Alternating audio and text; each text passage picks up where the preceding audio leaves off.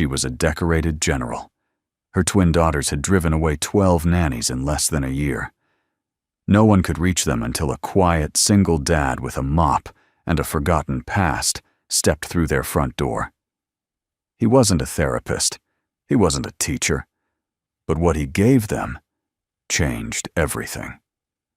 What happened over the next few weeks would leave a courtroom in silence, a base in awe, and a grieving mother face to face with the one thing she feared most healing.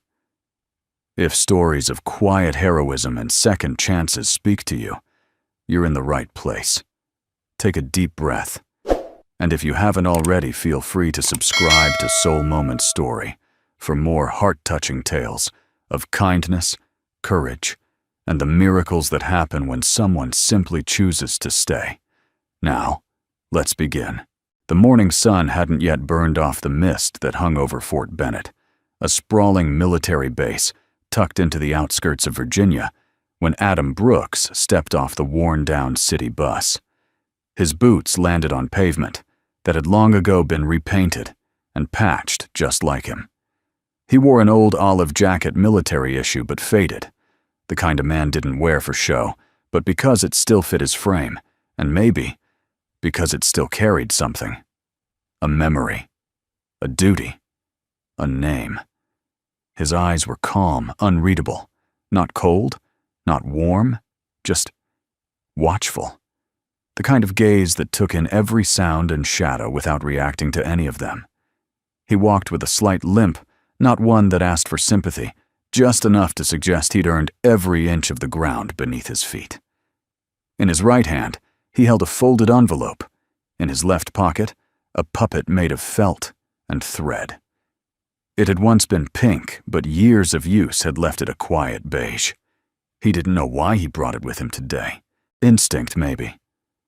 The security checkpoint buzzed with the usual mix of crisp salutes and coffee breath. A young soldier at the gate gave Adam a second glance. "You here for maintenance detail?" Adam nodded. Temporary custodian assignment. Civilian clearance. Paperwork should be in. The soldier scanned the ID badge clipped to Adam's jacket. "You're early. I figured showing up late to a military base wasn't a great first impression." The soldier cracked a half smile. Fair enough. He tapped his earpiece, then frowned. "Hold on. Looks like your assignment's been rerouted." Adam lifted an eyebrow, but said nothing. The young man continued squinting at his tablet. "You're not going to the barracks maintenance. You've been reassigned to?" He hesitated, then blinked the Carter residence. Adam's posture stiffened slightly. "General Amelia Carter." The soldier nodded. "Yeah. Base housing. Sector C. VIP quarters. Says here direct order from command liaison." There was a beat of silence between them. The only sound was the soft hum of a distant Blackhawk prepping for drills. Adam adjusted the strap on his duffel. "All right. Guess I'll go clean windows for a general," the soldier smirked. "Good luck. I heard she made a colonel cry last week." Adam gave a polite nod and walked through the gate without a word. The Carter residence sat at the far end of Sector C, tall, gated, pristine. Everything about it spoke of discipline, rank, and a life lived by structure. Yet the roses out front were overgrown, the grass was 2 days too long, and the recycling bin was full of toy packaging and instant meal containers. The front door was opened by a woman in uniform. Not just any uniform. Brigadier General Amelia Carter's dark green service dress was immaculate, each ribbon perfectly aligned. Her blonde hair was pulled into a tight bun. She looked like someone who had stopped crying years ago and never picked it back up. She sized Adam up like an unannounced inspection. "You're the janitor," Adam gave a respectful nod.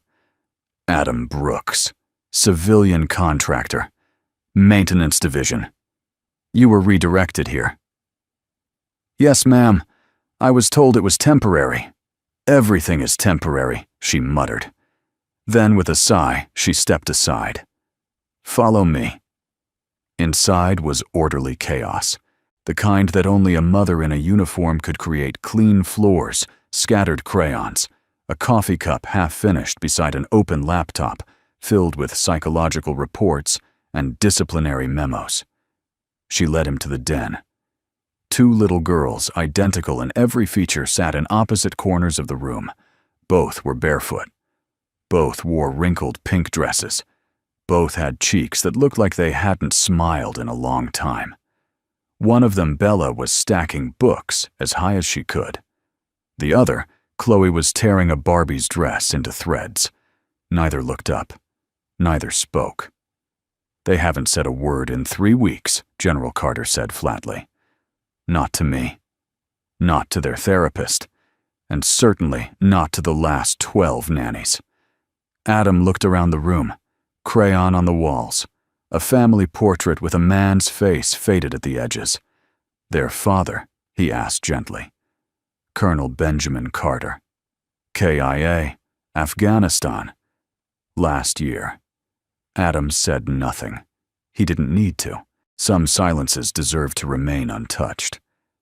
"I need help," Carter said after a moment, her voice softer, but still laced with steel.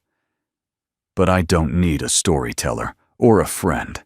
I need someone who can keep them safe, contained." Adam finally turned to meet her eyes. "I don't control children, General. I listen to them. That's all." Carter's expression hardened. "This isn't a therapy session. This is a national security environment. If their behavior continues to escalate, the base's Child Welfare Review Board," she caught herself, then changed tone. "Can you handle one afternoon?" Adam nodded slowly. "One afternoon? Fine. I have a briefing in 30 minutes. Don't break anything. Don't promise them anything. And if they scream, let them. I'll be back by 1800. Without another word, she turned and walked out, heels clicking with the precision of a woman who'd walked away from harder things. Adam stepped into the den alone. The girls ignored him. He didn't speak. Instead, he walked to the carpet, lowered himself slowly onto the floor, and reached into his pocket. He pulled out the puppet, the old, worn, almost forgotten puppet that once made his own daughter laugh through nights of thunder. He slid it onto his hand. The puppet's voice came out soft and silly. "Well, hello there," it said, bobbing its head. "I'm sorry I'm late. Traffic on the moon was terrible." Bella looked up just barely.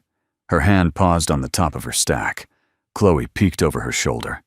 The puppet looked at both of them and sighed dramatically. "I forgot my lunch. I hope you didn't eat it. It was peanut butter. And mustard." There was a beat. Then just barely, Chloe let out the smallest breath of a giggle. Adam didn't react. He kept the puppet going. "Guess I'll just have to eat. My shoe." This time, Bella cracked the faintest smile. He didn't press. He didn't teach. He just stayed there quietly on the floor.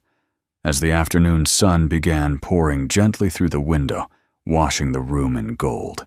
The room was quiet, but it wasn't peace. It was the kind of silence that pressed against the walls, filled with the heavy breath of things left unsaid. The kind of silence that didn't come from rest, but from exhaustion. Adam Brooks sat cross-legged on the carpet, the puppet still on his hand, its fabric body slumped forward like a tired old friend. Across from him, Bella and Chloe sat stiffly side by side now, not speaking, not playing, just watching. He could feel it in the air, that careful calculation children made when they'd been hurt too many times.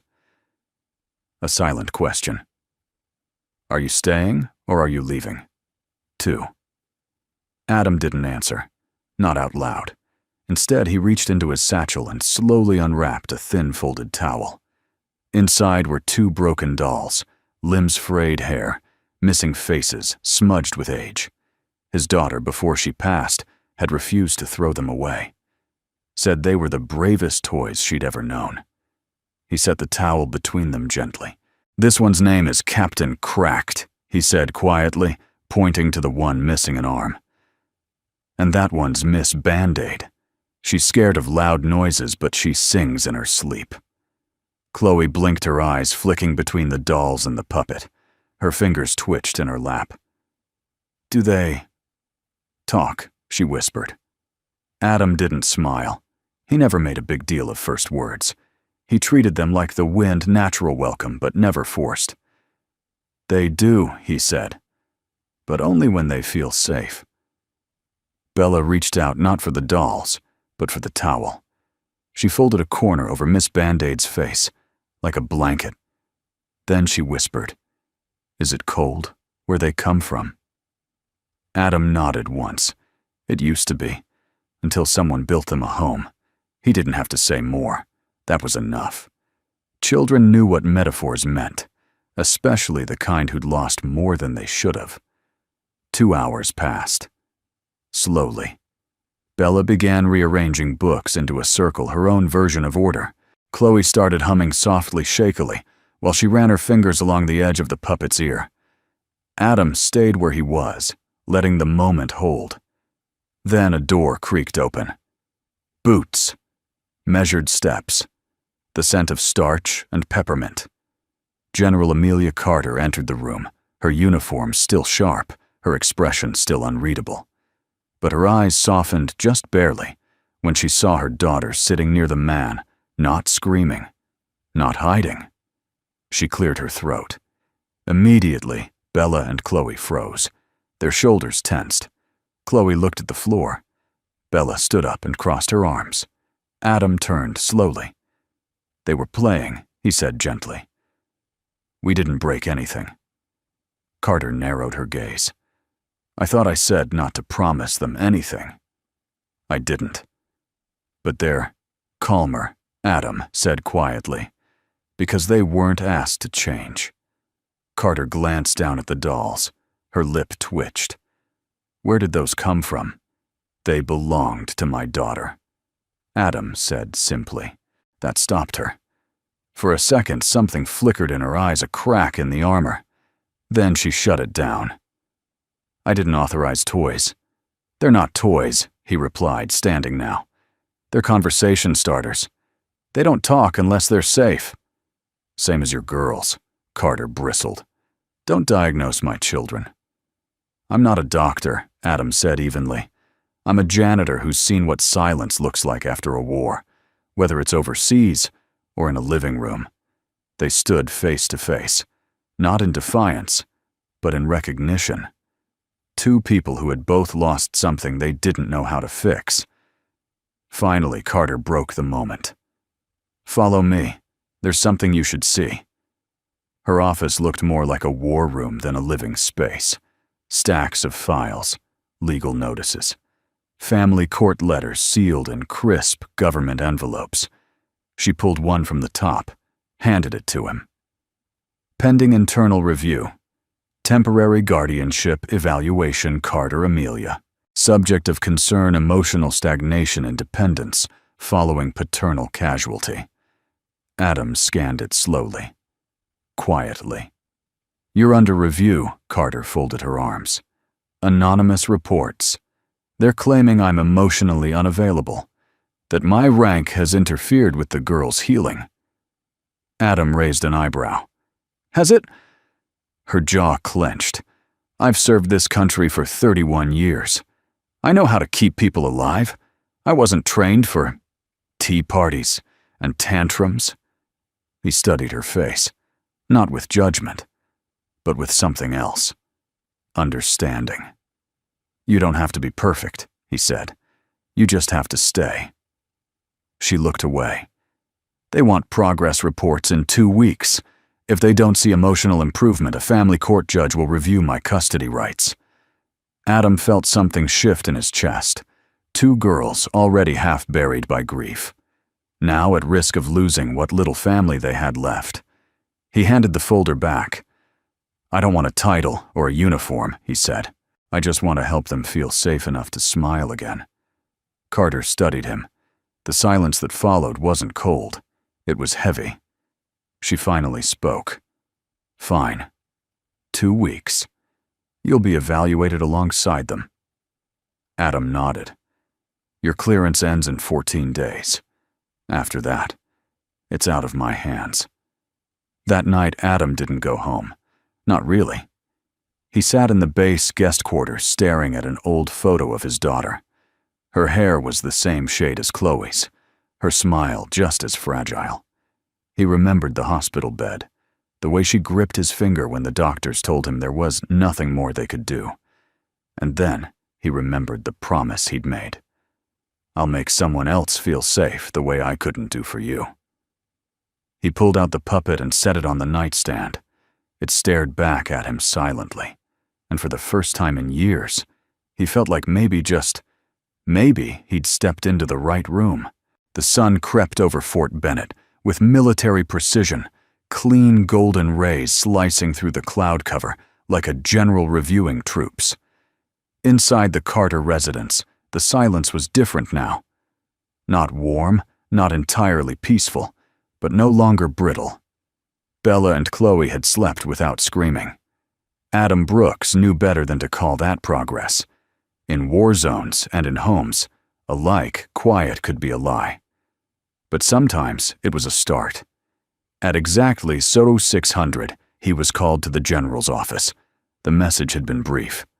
"We need to talk." He showed up early. Again, she noticed. Punctual, General Carter said without looking up from her desk. "Old habit," Adam replied, "especially when I'm walking into a room where terms are about to be defined." She glanced up, one brow arching. "Is that what you think this is?" "I think you don't like giving over control," he said evenly. "So if I'm going to stay in your home with your daughters, you're going to lay down ground rules. I'm just saving us the theatrics." Carter sat back slowly. She didn't deny it. "You're not like the others," she said.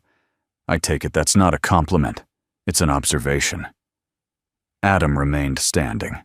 He wasn't being defiant, just unafraid. "You got 2 hours yesterday. Today, I'm offering 2 weeks," she said.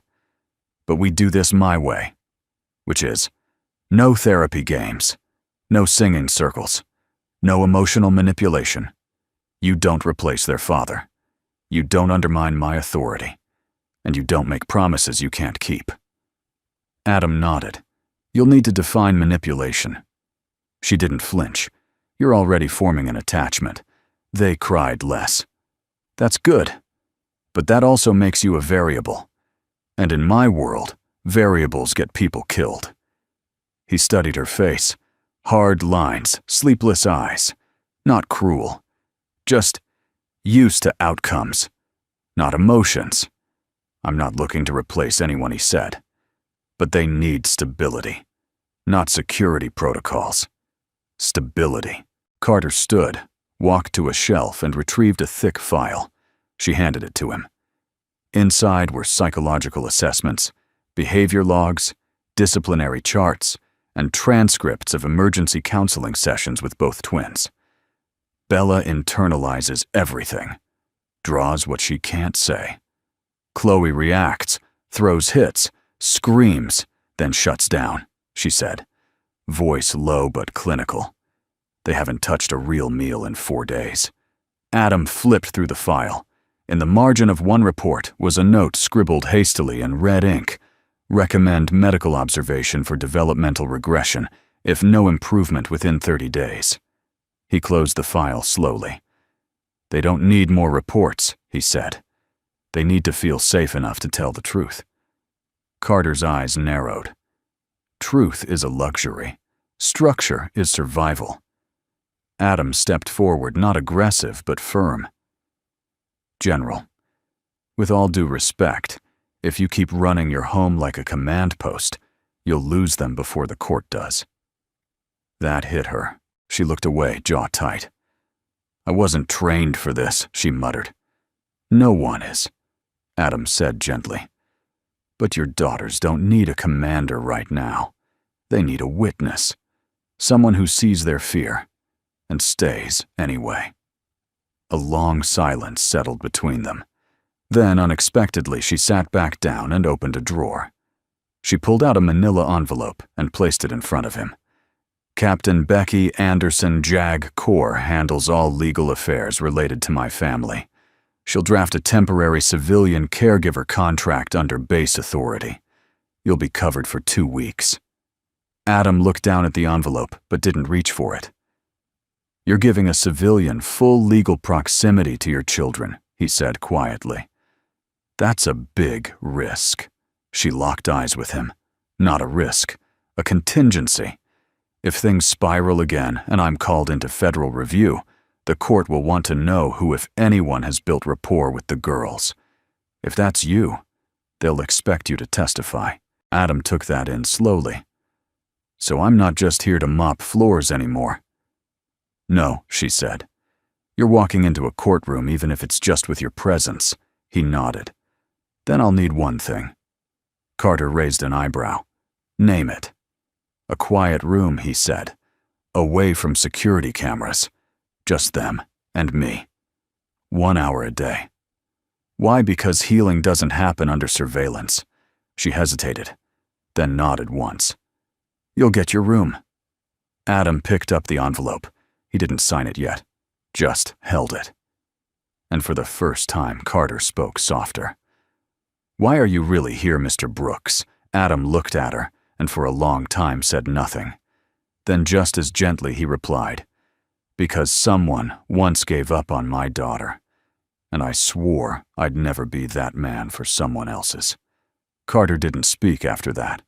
She just watched him walk out, envelope in hand, steps, steady gaze forward. Later that evening, Adam returned to the den.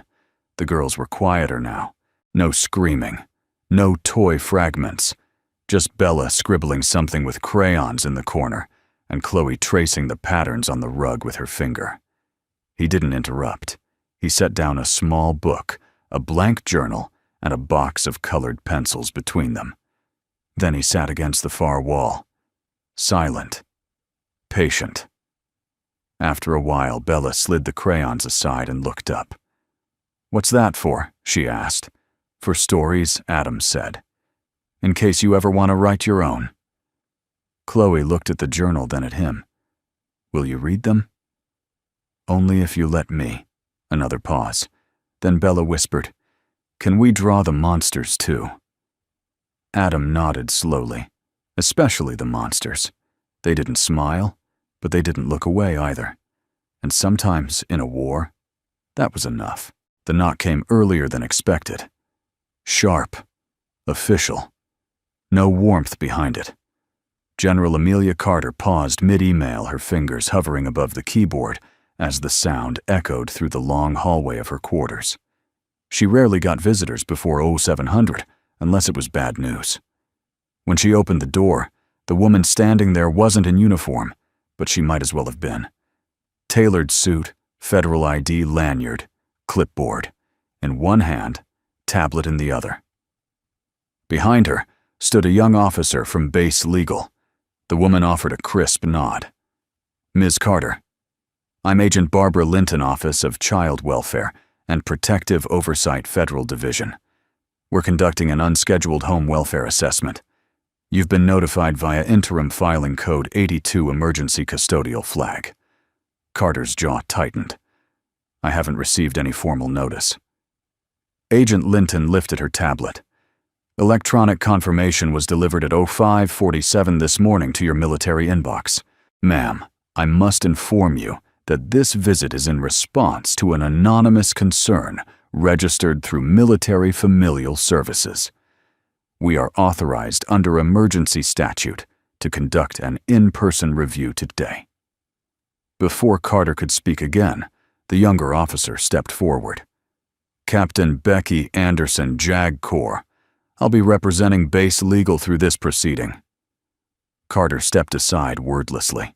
Her hands didn't shake, but her eyes had narrowed like a woman staring down a sniper scope. She didn't need this now. Not while her daughters were just beginning to breathe again.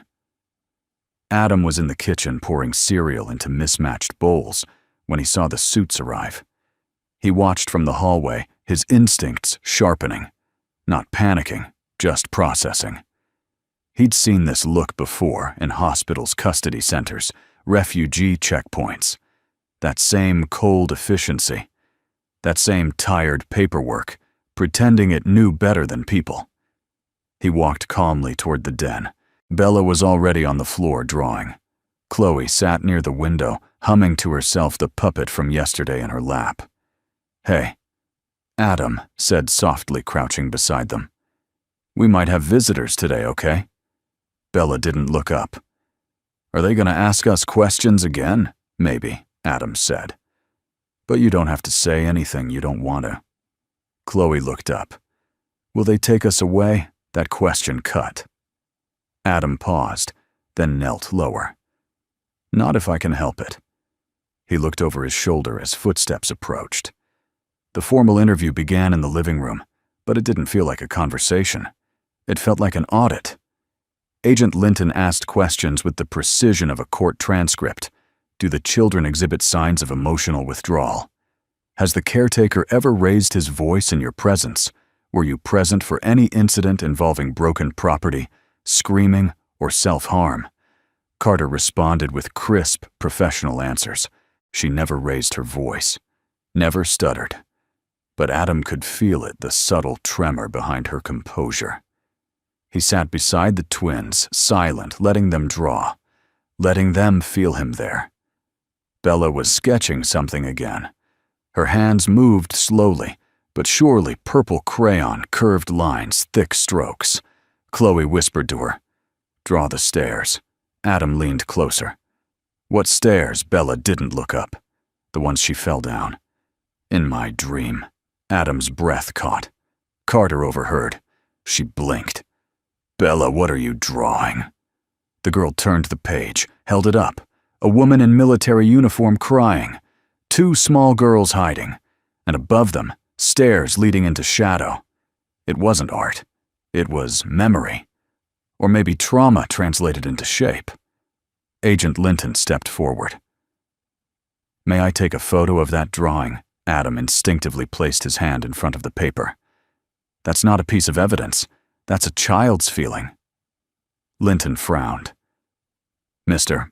Brooks, with respect. We have legal standing Captain Anderson cut in. He's within his rights. Unless the drawing was solicited by the investigation, it's private expression." The room tensed. Carter stood. "I'd like to request that the remainder of this evaluation be held under formal court conditions. If this is becoming a custody threat, I want everything said on record." Linton raised an eyebrow. "Ma'am, are you invoking emergency hearing rights I am?" Carter said.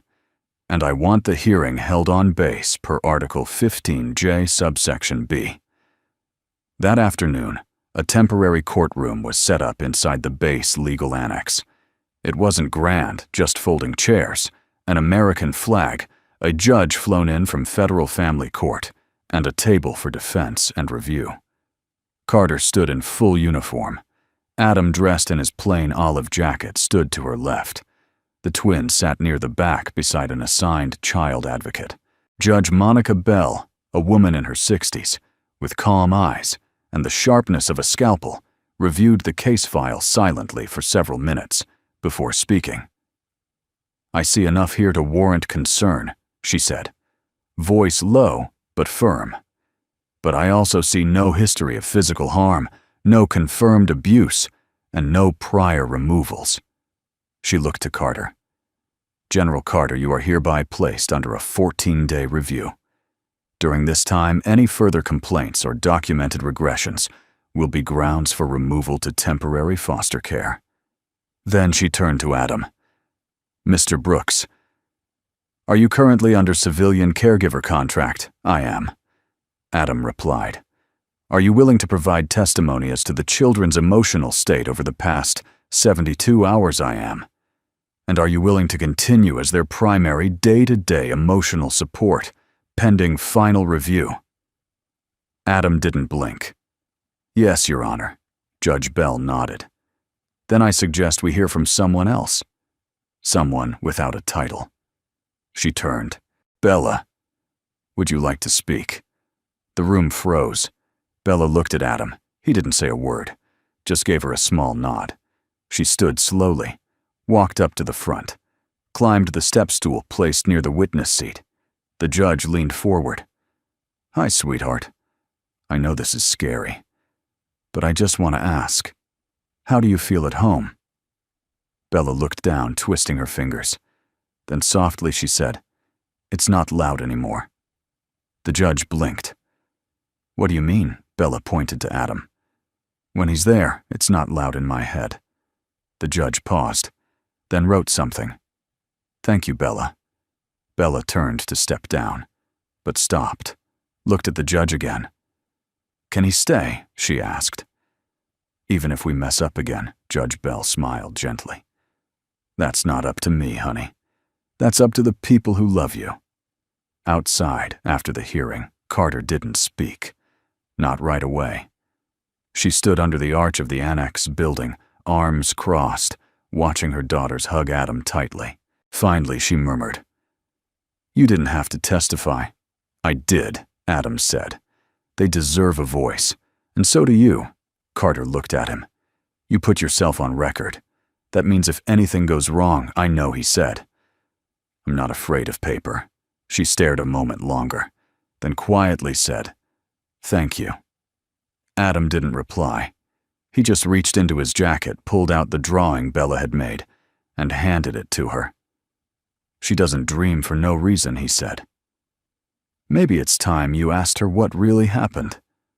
Carter took the drawing, and for the first time her fingers trembled. Fort Bennett's military park was nothing like a playground. It had no swings, no jungle gyms, no bright plastic castles.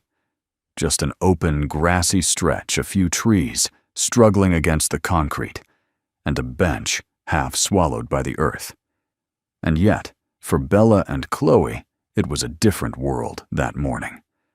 They sat on the ground, hands covered in dirt, silently sculpting misshapen animals from a bucket of molding clay Adam had brought. There was no instruction.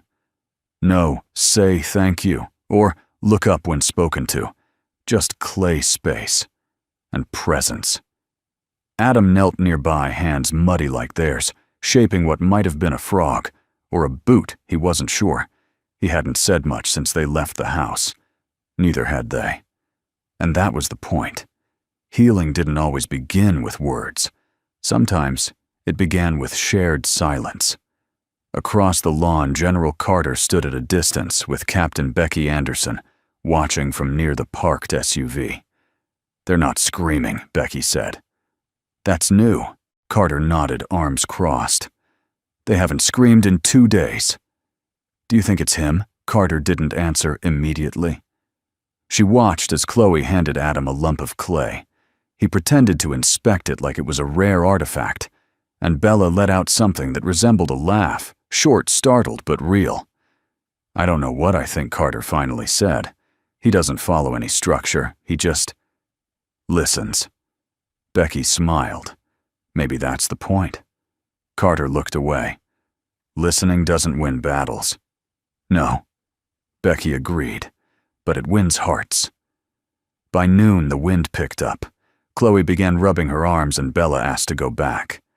Adam packed up their things, careful not to throw away the good frog Bella had made, 3 legs, 1 eye, and a crooked smile. She called it General Ribbit. As they crossed the lawn toward the SUV, a sudden gust blew a child's cap off Chloe's head. It tumbled into the crowd gathered for the afternoon family picnic, a military tradition held on the first Friday of every month. Dozens of soldiers in off-duty polos and cargo pants milled about along with their families. The noise was overwhelming. Grills, sizzling radios playing soft country music, children laughing and crying. Adam turned, saw Chloe freeze, her eyes locked onto the growing crowd. The hat lay just past a group of older boys playing catch. Adam crouched. Chloe, her eyes widened, her breathing quickened. She shook her head violently. "No. No." "Hey," he said softly. "It's okay, I'll get it." But before he could move, Chloe bolted. Not forward, back, through the grass, away from the picnic, into the open base field. Bella screamed Chloe and took a step but froze in panic. Adam didn't hesitate. He ran.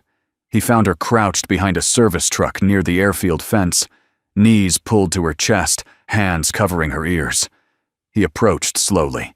"Chloe," he said gently. "It's me. Just me." She didn't respond. Adam sank to his knees beside her. The ground was hard, hot. But he didn't notice. "I get it," he said. "Too much noise. Too many people. You feel like something might break." Her shoulders shook. "My daughter used to hide behind our couch when we had visitors," he continued. She said it was the only place where the world felt quiet.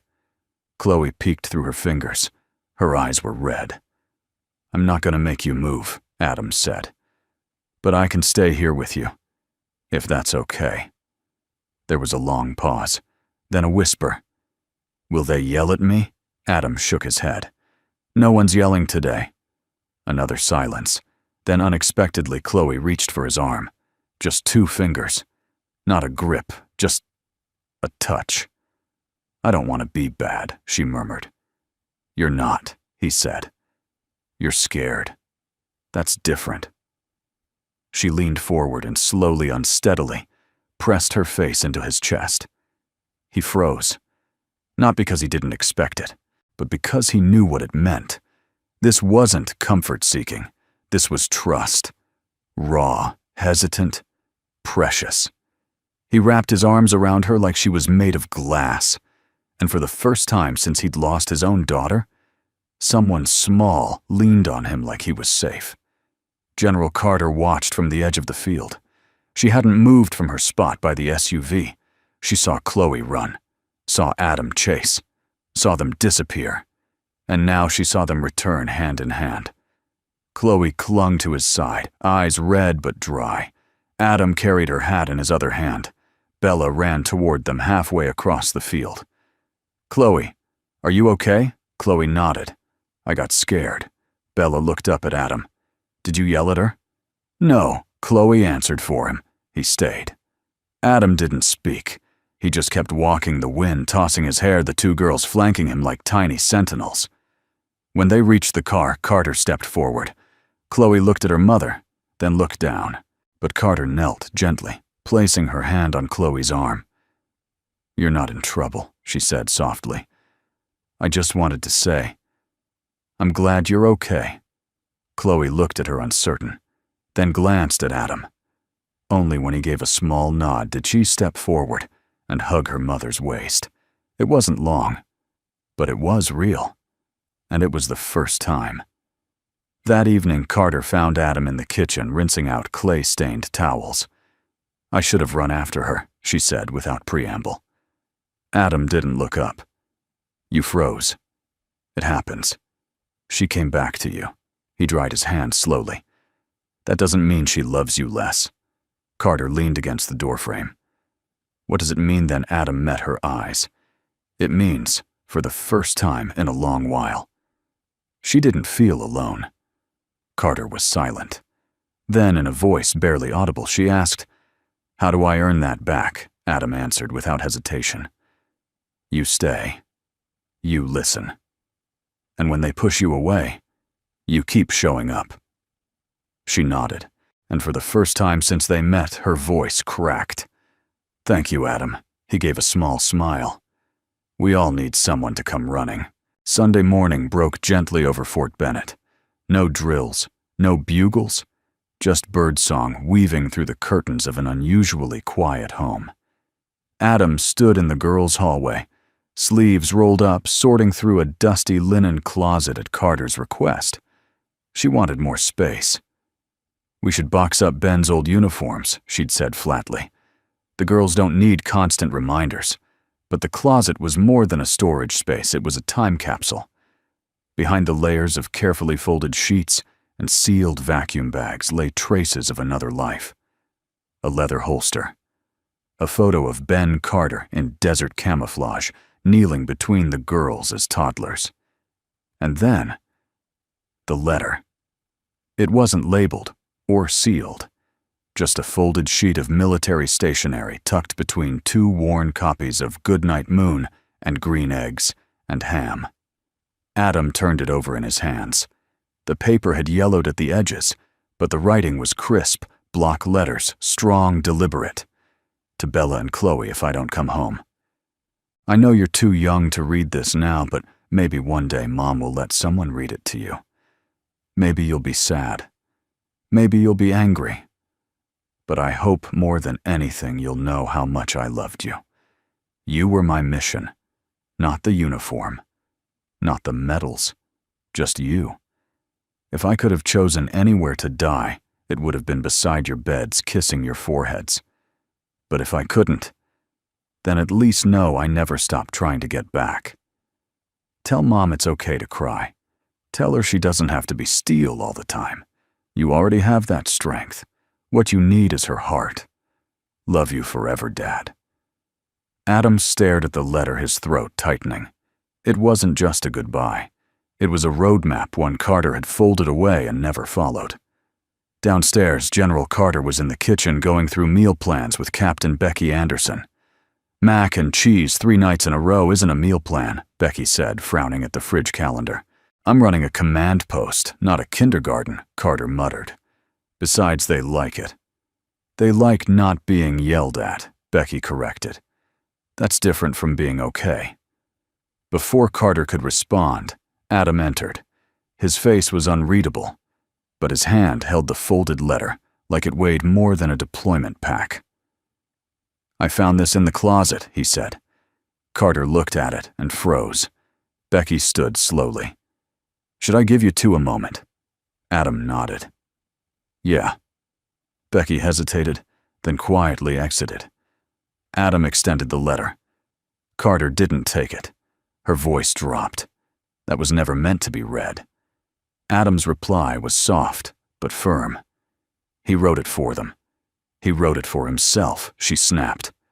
Soldiers write letters they never intend to send. It's protocol. It's habit. Adam didn't move, but this wasn't filed.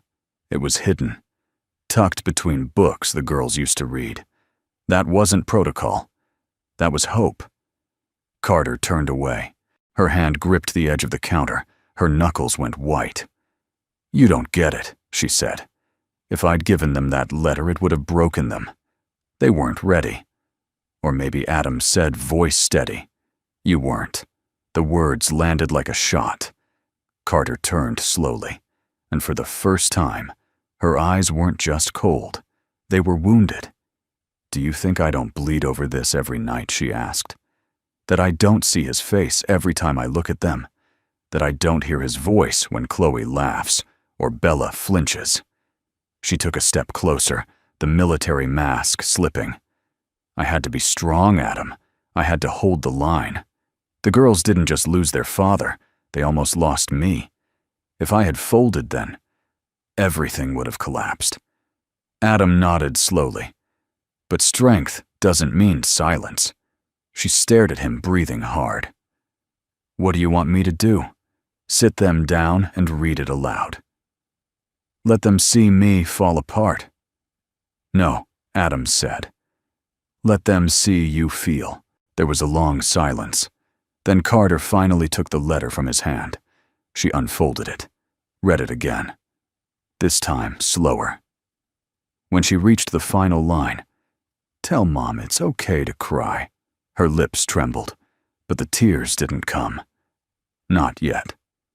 That afternoon, Adam found Bella alone in the study, coloring quietly. Chloe was napping in the sunroom, curled beside the puppet, like it was a lifeline. He sat across from Bella without speaking. She was drawing a soldier again. But this time he wasn't holding a gun. He was holding hands with 2 little girls.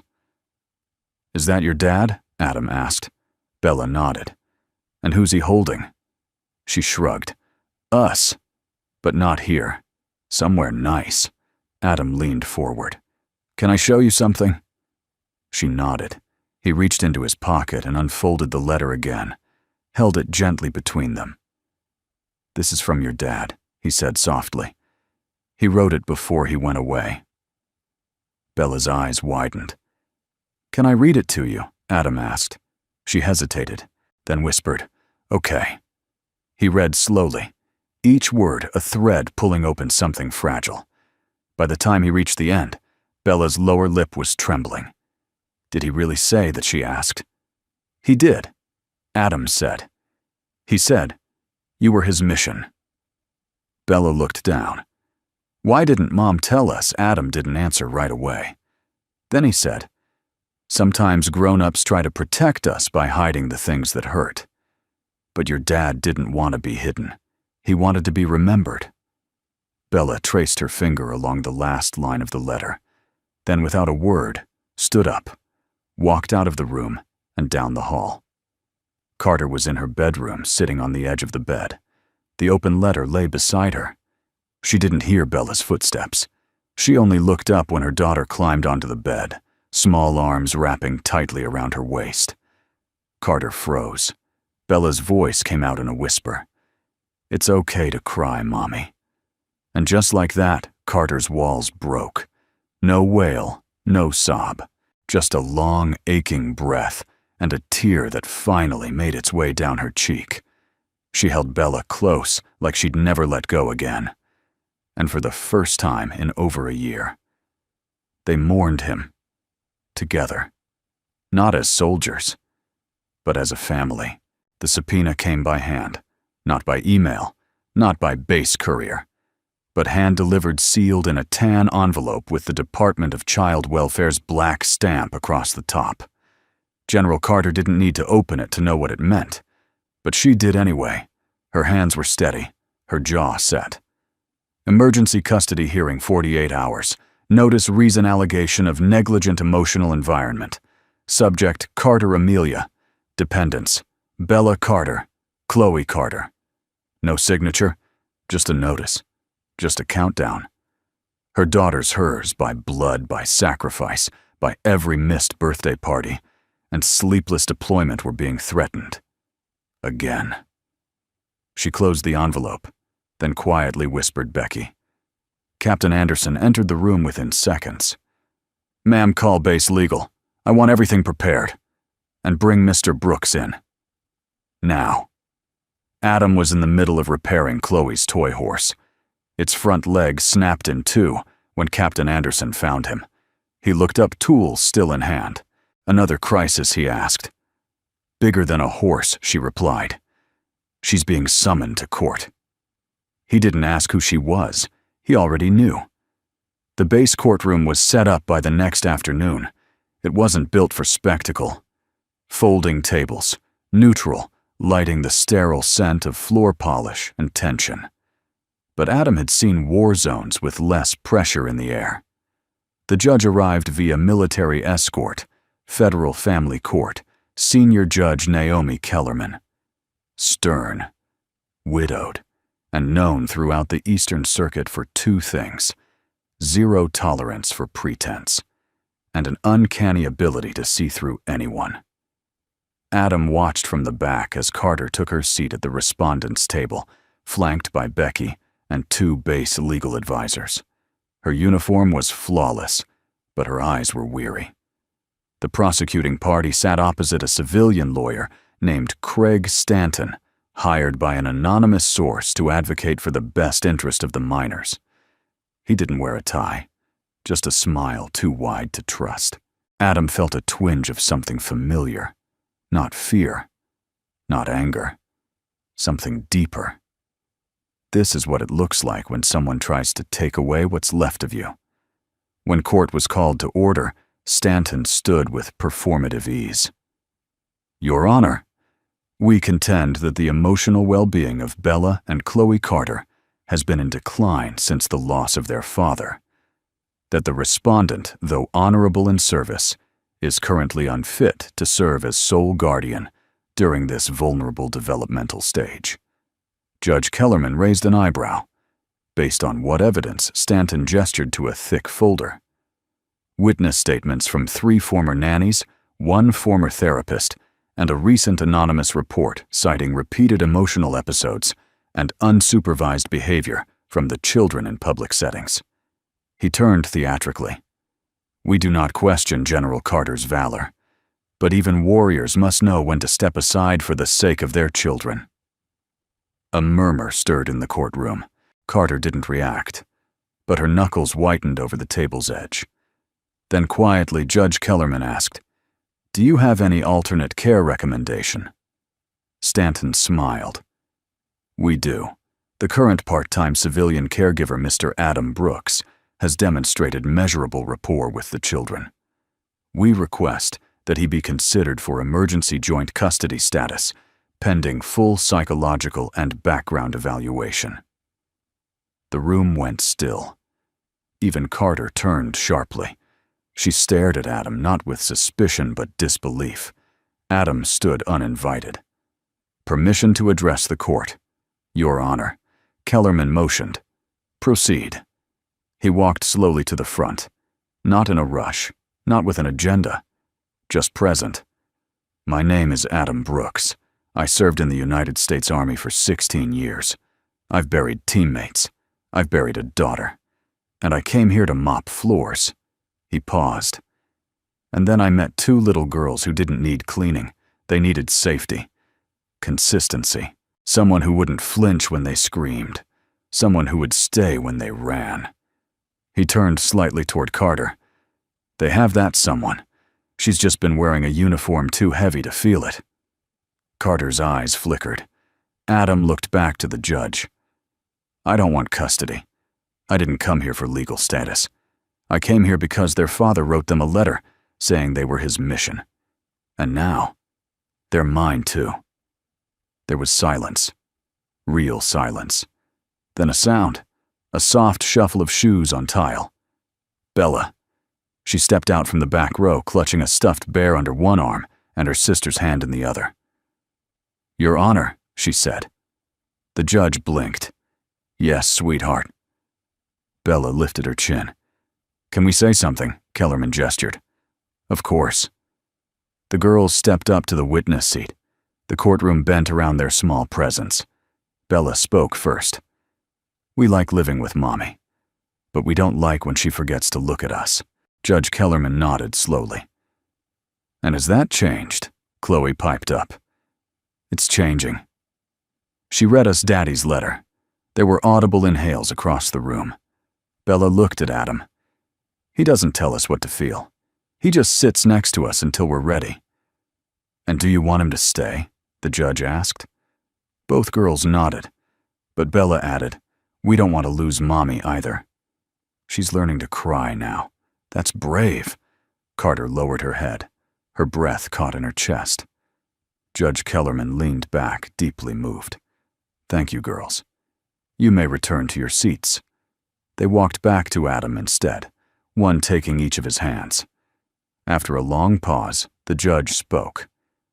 "Based on testimonies and behavioral progress observed, I find no grounds to remove primary guardianship from General Carter. However," Carter held her breath, "in the interest of emotional continuity, I am authorizing a provisional joint guardianship contract limited to emotional care and presence only for Mr. Brooks. No legal rights to education relocation or medical decisions without parental consent. This contract will expire in 60 days, subject to review." She looked up.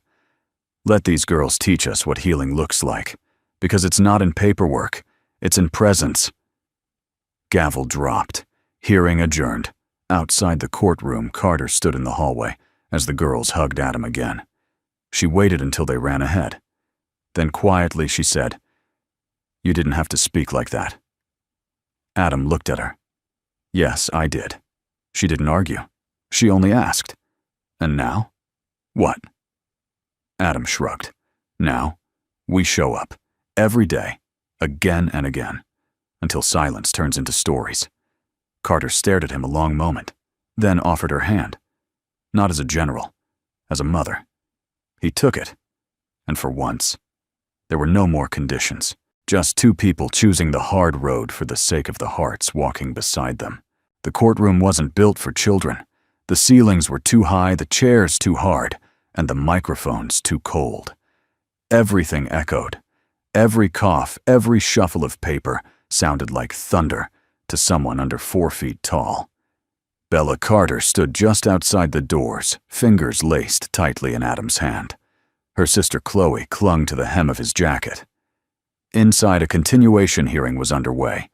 Judge Naomi Kellerman had reconvened the court to assess progress since the emergency ruling. Most viewed it as a formality, but not Bella, and not Adam, because someone had filed a second complaint. Anonymous again. This time it named Adam Brooks. The claim that he had become an inappropriate emotional surrogate, encouraging dependence and creating confusion about the girl's paternal identity. The words didn't just sting. They insulted everything he had tried to not be. Adam hadn't tried to replace Ben Carter. He had done everything but that. But trauma had enemies, real ones, and paper ones. And this hearing would determine whether he could remain in the girls' lives at all. Inside the courtroom, General Carter sat, stone still, her uniform a wall around her emotions. But her eyes were sharper than ever. Captain Becky Anderson leaned over. "We have no official record of who submitted the second complaint." "I know," Carter muttered. "But whoever it was, this isn't about protecting the girls. It's about power." The judge entered. Gavel. Silence. Proceedings began. Stanton, the civilian lawyer, stood again, less smug this time, more cautious. "We do not challenge the court's prior ruling," he began. "But we are obligated to raise concern when an unvetted civilian caregiver is forming an emotional dependency that may complicate healthy familial attachment." He gestured toward Adam. "Mr. Brooks may have good intentions, but good intentions do not qualify someone for ongoing custodial involvement, especially when the children are in a fragile emotional state." Judge Kellerman turned. "Mr. Brooks, would you like to respond?" Adam stood, calm, grounded. "I have nothing to defend, Your Honor," he said simply. "The girls trust me because I showed up, not because I asked to be trusted. They chose me. That's their story to tell, not mine." Kellerman nodded. Then perhaps they should speak. A murmur rippled across the courtroom. The judge continued. "Miss Bella Carter, would you be willing to share your thoughts with the court?" Bella hesitated. She looked up at Adam, then at her mother. Carter gave a single nod. Bella released Adam's hand. She walked alone toward the witness seat. Her dress was too long, and the microphone had to be lowered twice. But when she sat upright. The courtroom held its breath. Judge Kellerman smiled gently. "Sweetheart, you don't have to speak if you don't want to. But if you do, we'll listen carefully." Bella looked down at her shoes, then up. And then she spoke. "My name is Bella Carter. I'm 8. And I don't like court. It smells weird." A chuckle broke the tension. Even the judge smiled. Bella continued. "When my dad died, people told me lots of things. That he was a hero. That I should be proud. That he was in a better place." She looked down. "But no one ever told me it was okay to cry." Carter's eyes welled up. But she didn't move. "Mom didn't cry," Bella said. "She worked. She yelled sometimes, but she never cried." She twisted her fingers. "So me and Chloe, we stopped crying too. And we stopped talking because the house was quiet and scary, even when it was clean." She glanced toward Adam. Then he came. He didn't fix anything. He didn't try to make us laugh. He just sat and stayed. Even when Chloe screamed, even when I threw my shoe at him. Laughter again, light gentle. Bella leaned toward the mic. "Mr. Brooks never said he was our dad, but he held Chloe when she panicked. He let me draw monsters and didn't tell me to stop. He reads Daddy's letter to us when we're scared at night." Silence fell again. Deeper now, weightier. Bella looked at the judge. "I don't want to choose between Mommy and him. I just want to feel safe. And I do. When he's there." She paused, then added softly, "And now Mommy cries too. And that helps." Judge Kellerman's expression didn't change, but her hand stilled over her notes. "Thank you, Bella," she said. "That was very brave." Bella nodded. She stepped down. But before returning to her seat, she walked over to Adam, and she hugged him, right there in front of everyone, tightly, unashamed. He bent, wrapped his arms around her, and whispered, "You did good, kid." After a long recess, the judge returned with her decision. I have reviewed both the original complaint and the subsequent anonymous filing.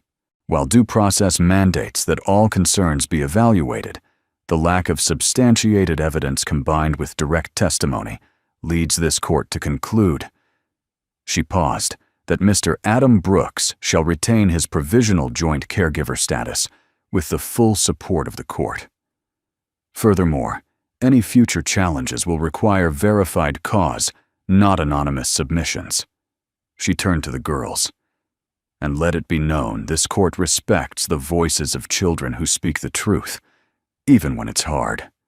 Gavel, ruling, applause, quiet tears. Outside, Carter stood beside Adam beneath the rusted American flagpole that had seen better days. She didn't speak right away. Finally, she said, "You know, I thought I'd lost her." Adam watched Bella playing nearby, chasing Chloe around the grass. "You didn't lose her," he said. "She was just waiting for you to show up." Carter glanced at him. "She talks more to you.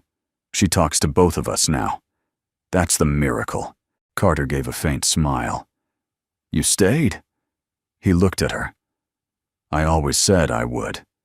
She nodded slowly. And then, in a rare moment of vulnerability, she added, "Thank you for not trying to take them away from me." Adam smiled, soft and true.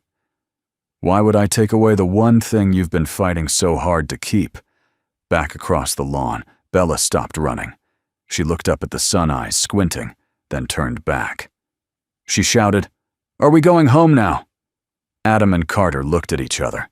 Then Carter answered, calm, gentle, unforced, "Yes, baby. Let's go home." The knock at the door came just past 7. Not the sharp official kind Adam was used to from base deliveries or security rounds. This one was softer, hesitant, almost uncertain. He set down his coffee and opened the door. General Amelia Carter stood there. But she wasn't wearing her uniform. Instead, a gray cardigan draped over her shoulders, civilian jeans, running shoes. Hair loose unraveled from the strict bun she wore like a shield. She looked 10 years younger and 10 years older at the same time. Adam stepped aside. "Didn't expect to see you this late." "I didn't expect to come here," she replied. "But I couldn't go home yet." "Not before this." He gestured toward the couch. "You want to sit?" She walked in slowly, like the house carried memories she wasn't sure she had permission to enter. "I won't take long," she said. "I'm not here for small talk." Adam nodded. "Not really my specialty anyway." She gave a faint smile. It faded just as quickly. "I watched you today," she said, looking out the window at nothing in particular. "You didn't flinch when Bella hugged you in court. You didn't look confused, or afraid, or proud. You just accepted it." "She needed to be heard," Adam replied. Carter turned back toward him. "So do I." She reached into her purse and pulled out a folder. Not thick, not heavy, but the weight of it hung in the air between them. Adam took it, opened it slowly. Inside were 3 papers. Military legal documents, clean, stamped, precise. Proposal, long-term civilian caregiver contract. His name typed beneath hers. Above the twin girls' full legal names. He looked up surprised. "You're filing this, I already did," she said. "It just needs your signature." Adam set the papers down gently. "This is federal. It gives me full presence rights on and off base, school registration authority, emergency medical clearance." Carter nodded. "And it makes me legally their caregiver, not just temporary, not just tolerated." She nodded again. Adam leaned back, studied her carefully. "Why?" he asked softly. "You fought for control since the beginning. You don't give trust easily. So, Why now? She didn't answer immediately. She walked to the bookshelf, ran her fingers over the spines of worn children's books. One of them still had a pink crayon mark on the cover. "I spent my whole life climbing ranks," she said quietly. Every move forward meant letting go of something soft. I let go of comfort, then routine, then rest. Her voice dropped. And when Ben died, I let go of grief, because I thought the girls needed strength, not sorrow. She turned to face him. I was wrong. Adam waited. I watched them fall apart, she continued, and I kept trying to duct tape them back together with charts and therapy notes and scheduled activities. But nothing held. She stepped closer. "Until you came in with a puppet and a broken doll and just sat." Her voice cracked. "Just slightly. They picked you. Not because you performed, but because you stayed." Adam exhaled slowly. "And now, you're asking me to stay permanently." She nodded. "But not just as a formality," she said. "I'm not offering this out of gratitude or desperation. I'm offering it because this is the first time since my husband died that my daughters feel like they're in a home, not a base." Adam swallowed hard. "You know what this means, right? That you could walk away at any time," she asked. "That I could mess up," he corrected.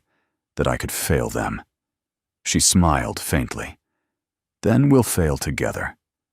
Silence settled between them again, thick but not uncomfortable. Then Adam asked, "Why did you bring this in person?" She didn't answer right away. She walked over to the kitchen, picked up a photo frame from the counter, a snapshot of Bella and Chloe hugging a sheep at a petting zoo, both laughing mid-scream. She stared at it for a long moment, then turned to him. "Because I didn't want to leave another letter hidden in a closet." Adam stilled. She stepped forward.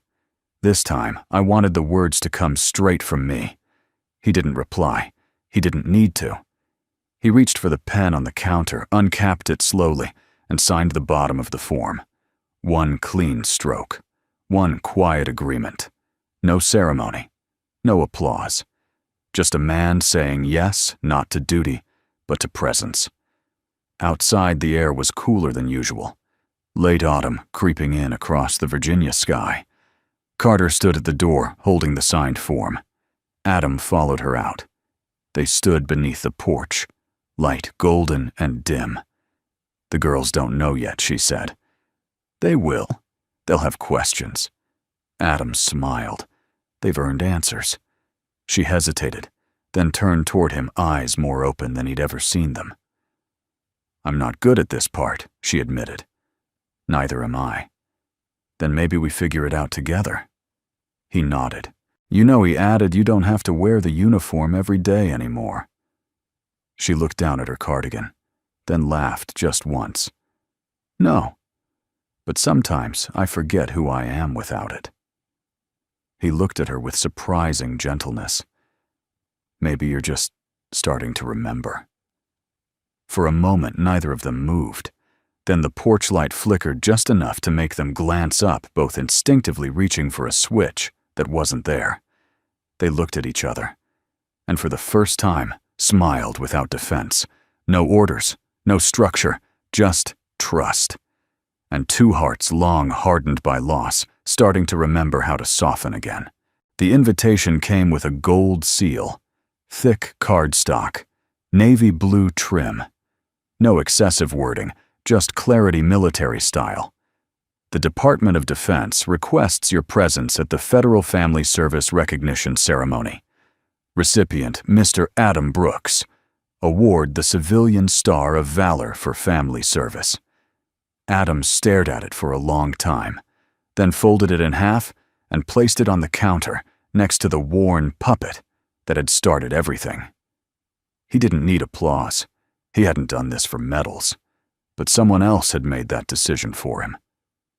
The ceremony was held in the central hall of Fort Bennett's officer training building, its cavernous interior normally reserved for promotions, retirements, and flag-folding farewells.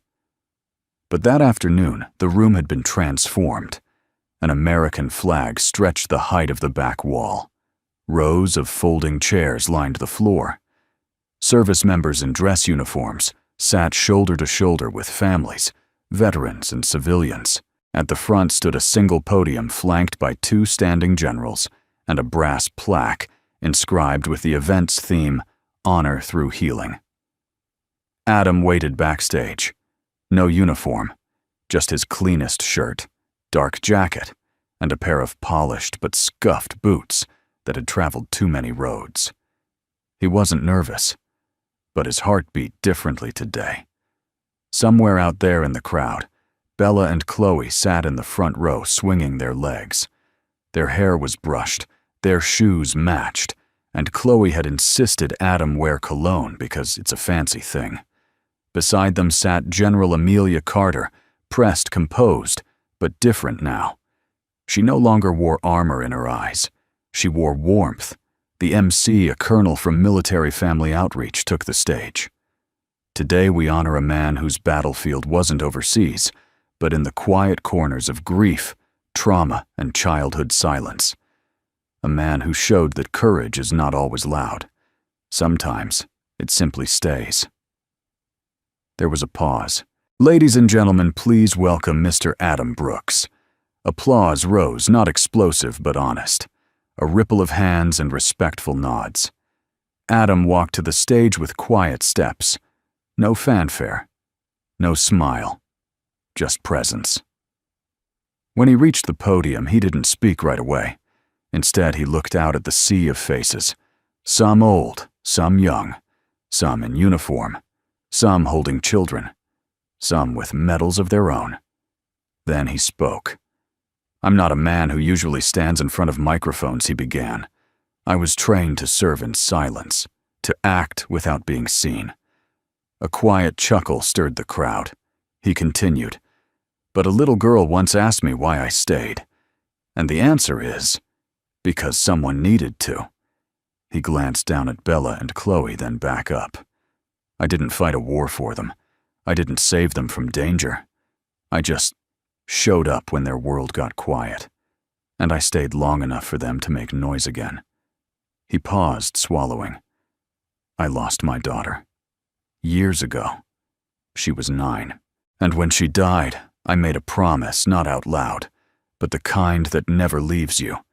I said, if I ever meet another child who feels alone like she did, I'll be the one who stays."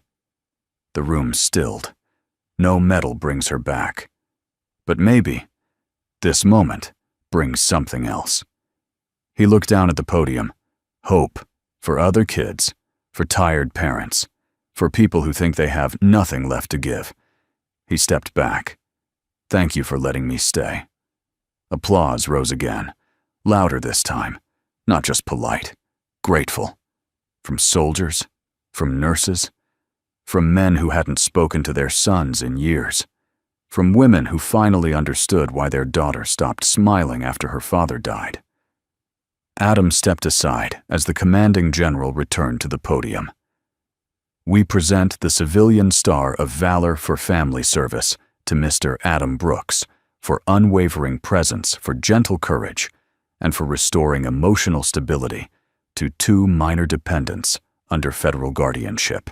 The medal wasn't flashy, no diamonds, no gold leaf, just a 5-pointed silver star on a navy blue ribbon. Simple, like him.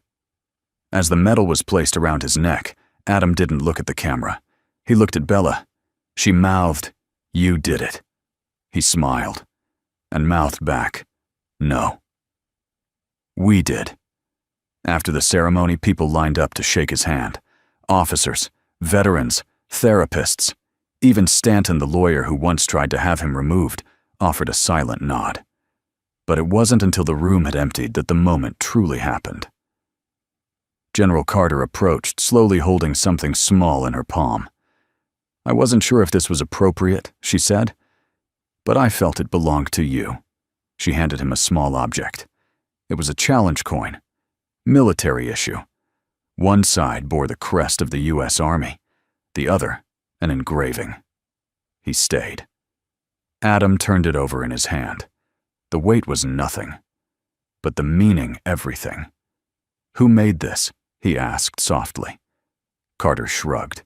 "Does it matter?" He looked at her. "No, I suppose not." She looked toward the girls now playing near the water fountain. "They used to scream when I tried to take them out in public," she said. "Now they ask me if you'll come with us. Everywhere." Adam smiled. "Annoying, isn't it?" She smiled back. "Not anymore." Then quietly, "I never thanked you properly. You just did." That night, Adam sat in the living room, metal still on the table untouched. Bella climbed into his lap, Chloe beside him. Both had fallen asleep before the second commercial. Carter walked in with 2 mugs of tea. "Still awake?" she asked. He nodded. "Barely." She handed him a cup, then looked down at her daughters. "They don't know it yet," she whispered. But today they watched a man be honored, not for what he did in war, but for what he did when there was no one watching. Adam looked at her eyes soft. Sometimes the hardest battle is staying after the war ends. Carter sat beside him. Their shoulders touched. The television flickered. Outside, the night was still. Inside, the home wasn't silent anymore. It breathed. It laughed. It healed. And in the quiet hum of that evening, a family that didn't exist 3 months ago now sat together whole, not by blood, but by choice. The house was quiet, but this time it wasn't heavy. No screaming. No whispered nightmares through bedroom doors. No cautious footsteps from a single dad worried about which corner held a trigger for trauma.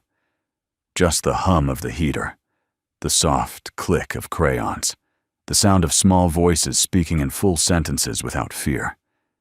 Sunday morning had arrived like a gift, wrapped in the simplicity of eggs and toast juice boxes and mismatched socks. Adam stood in the kitchen flipping pancakes, while Bella arranged a tower of napkins beside each plate. Chloe argued with the syrup bottle. "She's pouring too much," Bella declared.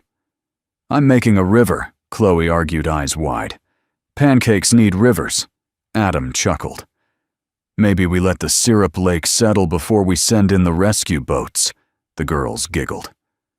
At the table behind them, General Carter Amelia sipped her coffee in sweatpants and an old t-shirt that said, "Property of Fort Bennett." She hadn't worn her uniform all weekend. It was deliberate and freeing. After breakfast, the girls wandered into the backyard, dragging a bucket of chalk and an old scooter. Carter stood by the back door, watching them draw uneven rainbows across the concrete patio. "I used to hate Sundays," she said.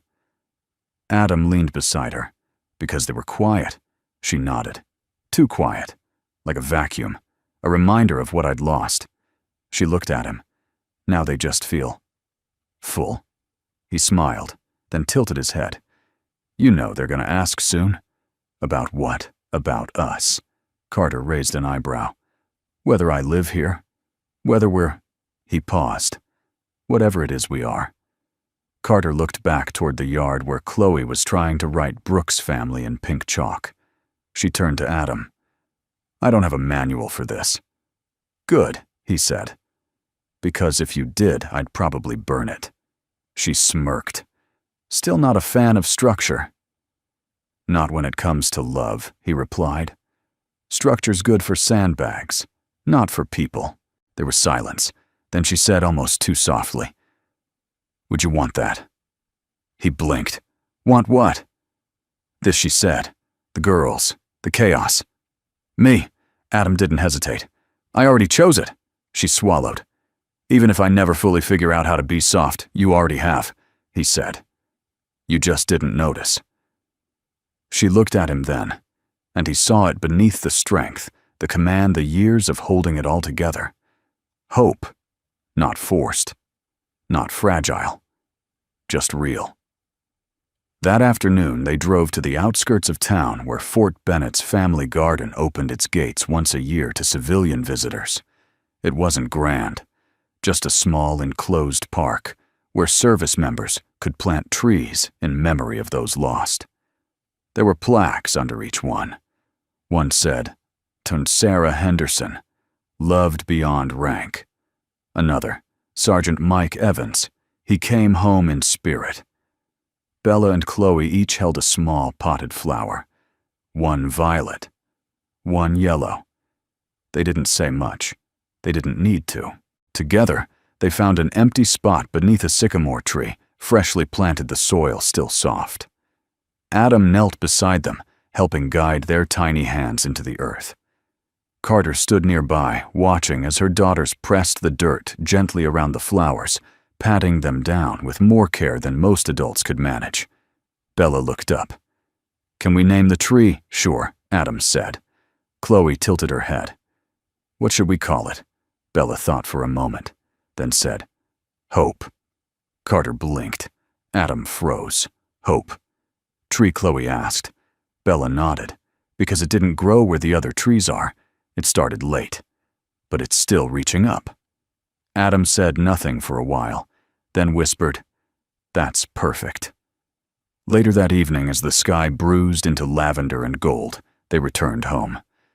The girls were asleep in the back seat, arms tangled together, breaths soft. Adam lifted Chloe carefully. Carter carried Bella. They tucked them into bed without words. When they stepped out into the hallway, neither walked away. They stood between doors like a fork in the path neither wanted to leave. Carter leaned against the wall. "Did you know Ben wanted to retire before deployment?" Adam shook his head. He had paperwork ready. Said he wanted to coach soccer. Bake cookies. She exhaled. "I told him to wait one more tour. Just one." Adam didn't respond. He knew better than to answer grief with words. Carter glanced at him. "You ever feel like you're living a life someone else left unfinished?" He nodded. "Every day." She looked down. "Do you think he'd hate me?" "No," Adam said.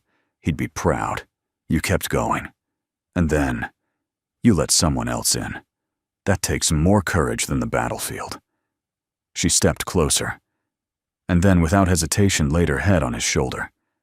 They stayed like that for a long time. No music, no promises, just presence.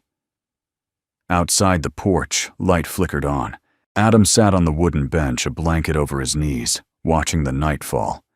He didn't hear Carter come outside, but she sat next to him anyway. "I was thinking," she said. "That's always dangerous." She smiled. "I want to change the girls' emergency contact forms." Adam turned to her.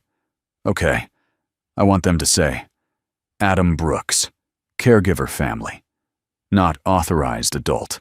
Not temporary contact." She looked at him. "I want them to know that this isn't borrowed time. It's home." Adam didn't answer with words. He reached into his pocket and pulled out a folded slip of paper. On it was a drawing Bella's latest. A stick figure house, a crooked porch, 2 girls, 1 woman, and a man with messy hair, holding hands with them all. Above the door, in pink crayon, ours. That night Adam sat in the living room. Bella lay curled on his right shoulder. Chloe on his left. The TV hummed, low forgotten. Carter walked in barefoot holding 2 mugs of tea. She sat beside him. They didn't speak. They didn't need to. Because in that moment, surrounded by soft breaths, warm blankets, and the quiet peace of healing, they weren't soldiers. They weren't strangers. They were family. A new kind of family. Built not by blood, but by choice. By love. And by the courage to stay. Before we go, we'd love to hear from you. Where in the world are you watching from? Let us know in the comments. We read every single one. And if this story touched your heart, or reminded you of someone who quietly changed your life, feel free to subscribe to Soul Moment Story. We share true-to-life stories that heal, inspire, and remind us that kindness still matters. Thank you for spending your time with us today. Wherever you are, we wish you peace, love, and the kind of quiet strength that brings people home. Until next time.